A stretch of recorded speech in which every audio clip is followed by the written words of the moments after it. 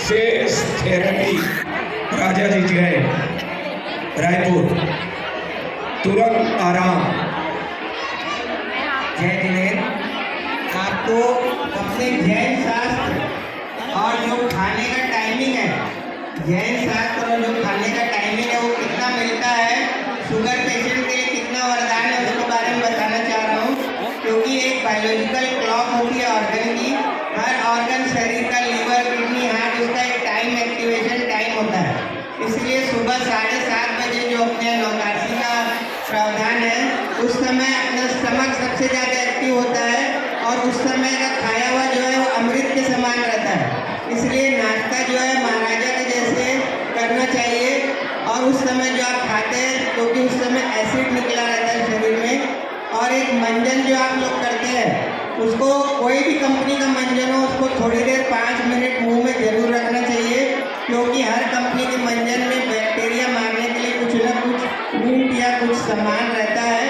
तो अगर आप उसको 5 मिनट मुंह में रखेंगे तभी आपके दांतों को सेफ्टी मिलेगी। आप जल्दी जल्दी कुल्ला कर लेंगे, कितना भी ऊंचा मंजन हो उसका रिजल्ट नहीं आएगा।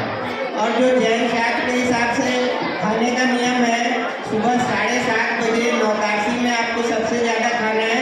जो महिलाएं यहाँ पर पुरुषों को चाहिए कि अपनी महिलाओं को बोले कि वो उस टाइम पे जरूर खा लें, क्योंकि अगर उस टाइम पे नहीं खाएंगे तो अपने एसिड का जो फंक्शन है वो वीक हो जाएगा और बाद में 56 भोग भी खाने से वो आपको अंग नहीं लगेगा, क्योंकि एक बायोलॉजिकल क्लॉक है। उसके बाद पैंक्रियास सबसे ज़्यादा एक्टिव होता है शरीर का, जो अपन को शुगर से बचाता है।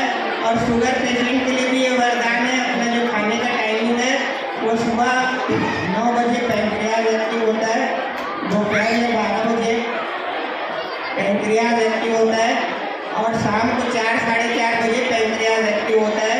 उस समय इंसुलिन बॉडी में सबसे टॉप लेवल में रहता है। तो जो जेंट्स लोग हैं दुकान में उनको 4 साढ़े 4 बजे घर से कुछ ले जाके उस समय जरूर खाना चाहिए, क्योंकि उस समय मेटाबॉलिज्म सबसे पावरफुल रहता है। भले रात का खाना कम कर दें, क्योंकि अपने व्यापार से 10 मिनट का टाइम निकाल के अगर आप उस समय खाते हैं और शरीर को स्वस्थ रखते हैं तो आगे 10 साल जो आपके बचते हैं उसमें आप बुढ़ापे में भी स्वस्थ रूप से व्यापार कर सकेंगे। इसीलिए खाने का टाइमिंग इम्पॉर्टेंट है, खाना इम्पॉर्टेंट नहीं है। और हमेशा अभी जैसे मैंने कोरोना काल में बताया हूँ, उसकी सेफ्टी के लिए लोहे की कढ़ाई में आयरन के लिए जरूर कुछ ना कुछ खाना है। और विटामिन सी जो आयरन को होल्ड करता है उसके लिए आंवला, शिमला मिर्ची और जाम जरूर खाना है। और आंवले को पीस के उसका पाउडर बना लें धूप में सुखा के, और अपने मसाले के चम्मच में आंवले पाउडर को अमचूर के साथ रखें और थोड़ा थोड़ा उसमें मिलाते रहें। यह जो टिप्स है आपको पूरे वर्ल्ड में कोई नहीं बताएगा। बहुत सारी ऐसी टिप्स है मैं जो आपको बता रहा हूँ, आपने कहीं नहीं सुनी होगी।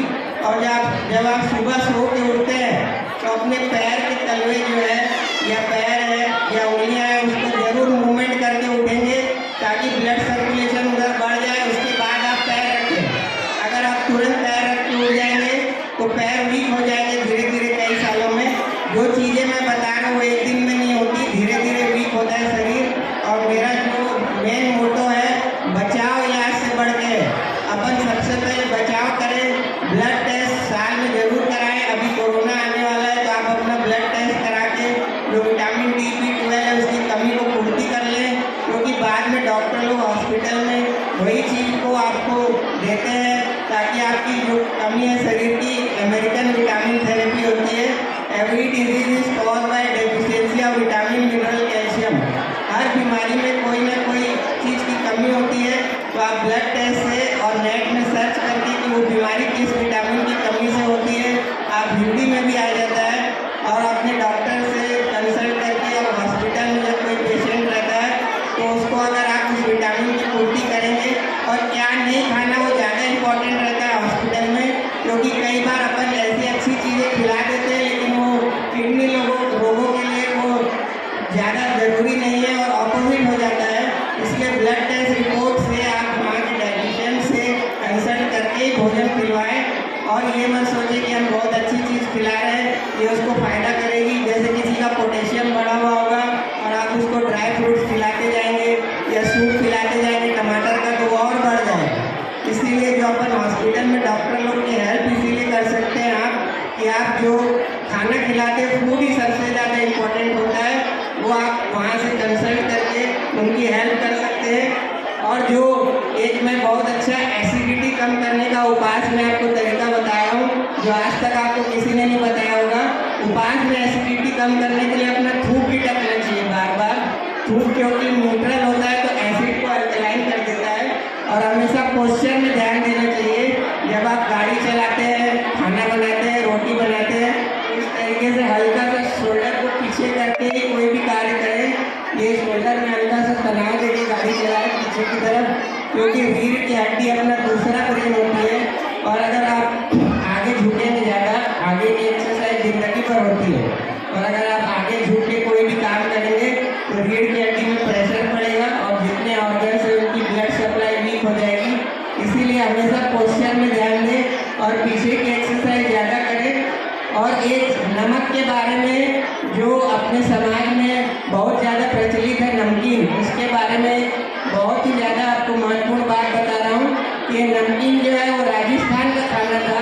अपने पूर्वज जो है वहाँ पर जो सोडियम लॉस होता था, बहुत ज़्यादा गर्मी रहती थी, पसीना निकलता था, इसीलिए उसको नमकीन को वहाँ पर यूज़ करते थे। उसी नमकीन को आप अपने यहाँ यूज़ कर रहे हैं, तो ये दुनिया का सबसे डेंजर फूड है, क्योंकि उसका केमिकल रिएक्शन कैसे होता है, मैं कोई भी चीज़ बताऊंगा तो उसका